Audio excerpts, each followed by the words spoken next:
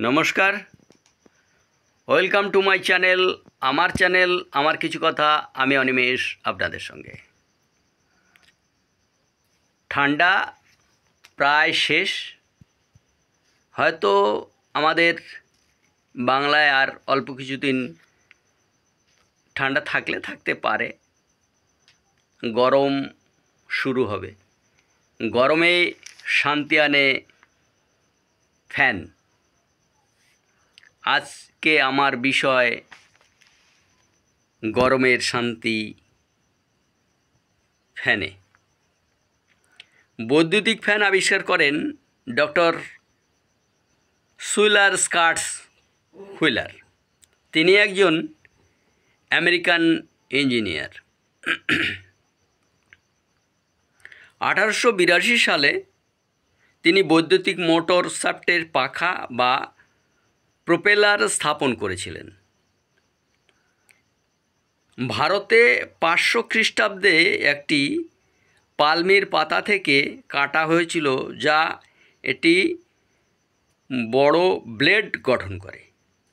এটি পেন্ডুলাম পদ্ধতিতে ধীরে ধীরে এই পাখাটা চলত। আমার দেখা যে গরমের শান্তি আনার জন্য আমি প্রপার শহরের কথা বলছি না, একটু গ্রাম্য এলাকা, যেগুলো শহরতলি, সেই সমস্ত এলাকার যে সমস্ত অফিস আদালত ছিল, আজ থেকে আমি যদি পিছনে চলে যাই 50 বছর, তাহলে তখন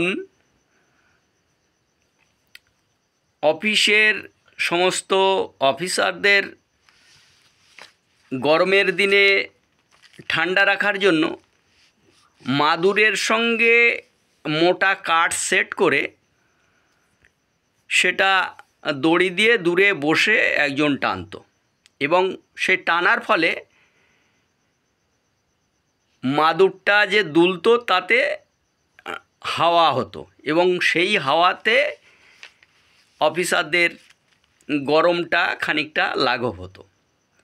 তার পূর্বে, বহু পূর্বে, যেটা নবাব বাদশাদের আমলে তাদেরকে শান্তি দেওয়ার জন্য তালপাতার যে পাখা, সেগুলো বড় বড় ডান্ডা রেখে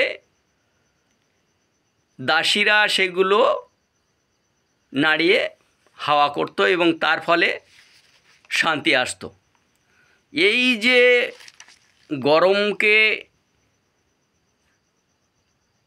দূর করে যে শান্তি আনা, সেই প্রথাকে তালপাতা কিংবা অন্য যে কোনো জিনিস দিয়ে যে আগে হাওয়া করা হতো, সেই হাওয়াটা এখন আর হাতে করতে হয় না। এখন বৈদ্যুতিক যে পাখার আবিষ্কার হয়েছে, তার থেকে আমরা সেই সুযোগ সুবিধা পাচ্ছি।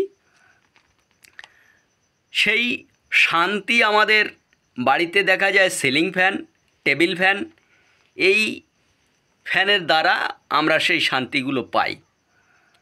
তাই আজকের আমার যে এই আলোচনা, এই ফ্যানকে নিয়ে, এই আলোচনা যদি আপনাদের ভালো লাগে তাহলে লাইক করবেন, শেয়ার করবেন, আমাকে এগিয়ে নিয়ে যাওয়ার জন্য সাবস্ক্রাইব করে সাহায্য করবেন। ধন্যবাদ, নমস্কার।